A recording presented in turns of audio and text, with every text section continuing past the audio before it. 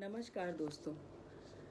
कुछ महीनों से हम एक हाई प्रोफाइल केस के बारे में सुन रहे हैं, बात कर रहे हैं, देख रहे हैं और पढ़ भी रहे हैं। ये हाई प्रोफाइल केस है जस्टिस यशवंत वर्मा का। आज 24 जून 2025 को टाइम्स ऑफ इंडिया में एक न्यूज़ आती है जिसमें Supreme Court panel report proposes justice Verma's removal says misconduct prove. Okay, ठीक है, वो गिल्टी है या इनोसेंट है, हम इसके बारे में बात नहीं करने वाले हैं आज। ये न्यूज़ कंटिन्यूड है from page number 1 to page number 9 और यहाँ पर इस न्यूज़ में वो स्टेटमेंट्स छपे हैं जो 3 जजेस की कमेटी ने अनेकों विटनेसेस के बारे में और पूरे केस के बारे में कहा है।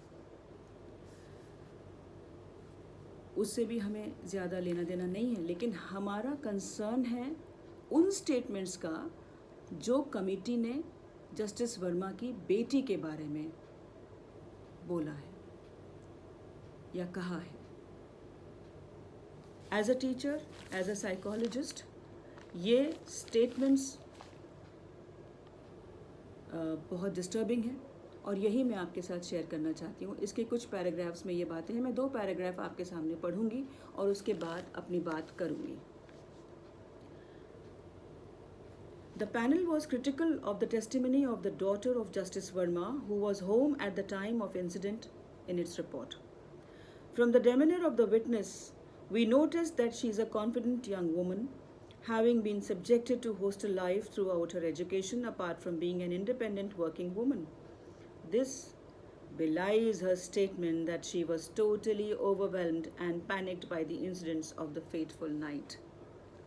What is this? ये क्या है? क्या ये कोई फाइंडिंग है? नहीं, ये फाइंडिंग नहीं है। ये सिर्फ आपकी सोच है, आपकी धारणा है, आपका विचार है, आपकी मेंटालिटी है। आपने ये मान लिया कि अगर कोई लड़की कॉन्फिडेंट है, इंडिपेंडेंट है, उसको उसके पेरेंट्स ने किसी लायक बनाया है, तो आपदा की स्थिति में यदि वो कहती है कि वो पैनिक कर गई, वो ओवरवेल्म हो गई, तो उसकी बात पर विश्वास ही नहीं किया जाएगा। मैं पूछती हूँ इसकी जगह यदि कोई एक ऐसी लड़की होती जो कॉन्फिडेंट नहीं है, इंडिपेंडेंट नहीं है, बहुत घरेलू है, बेचारी है, और वो ये स्टेटमेंट बोलती, आप मान जाते? आपने विश्वास कर लिया होता? क्या इस देश में कॉन्फिडेंट यंग मेन किसी सिचुएशन में कभी पैनिक नहीं करते, कभी ओवरवेल्म नहीं होते? और अगर वो स्टेटमेंट्स बोलते हैं तो क्या उनकी बातों पे भरोसा किया जाता है? सिर्फ इसलिए कि वो एक लड़की है, कॉन्फिडेंट है, इंडिपेंडेंट है, वर्किंग है, वो इस बात को कहने की अधिकारी नहीं है कि वो पैनिक कर सकती है। ऐसे सिचुएशन में जहाँ कहीं आग लग जाती है, धुआं उठ रहा है, उस घर में वो अकेली है, वो पैनिक भी ना करे। और अगर वो कहती है मैं पैनिक कर रही हूँ, तो आप विश्वास ना करें। कहीं भी आग लग जाए, आपके सामने कोबरा आ जाए, कोई व्यक्ति अचानक आक्रामक हो जाए या आपकी ट्रेन छूट जाए, तो 3 जजेस की कमेटी में क्या कोई पैनिक नहीं करेगा, ओवरवेल्म नहीं होगा, घबराएगा नहीं? कैसी बात करते हैं? और इस तरह के स्टेटमेंट्स वो बच्ची के लिए कितने डिस्टर्बिंग हैं। ऑलरेडी उसके फादर के ऊपर ये सब चीज़ें चल रही हैं और यहाँ पर उनकी बेटी को भी यहाँ शामिल किया जाता है और उसके बारे में ये कहा जाता है कि उसकी बात ही विश्वास करने के योग्य नहीं है।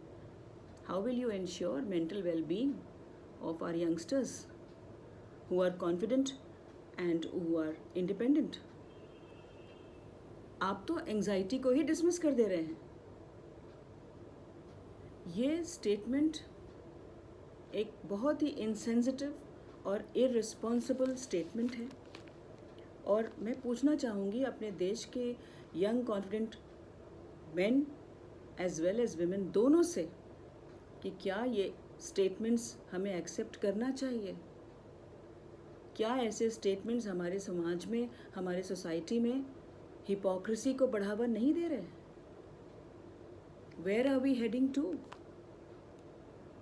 Please share your views and let me know. Thank you. Namaskar.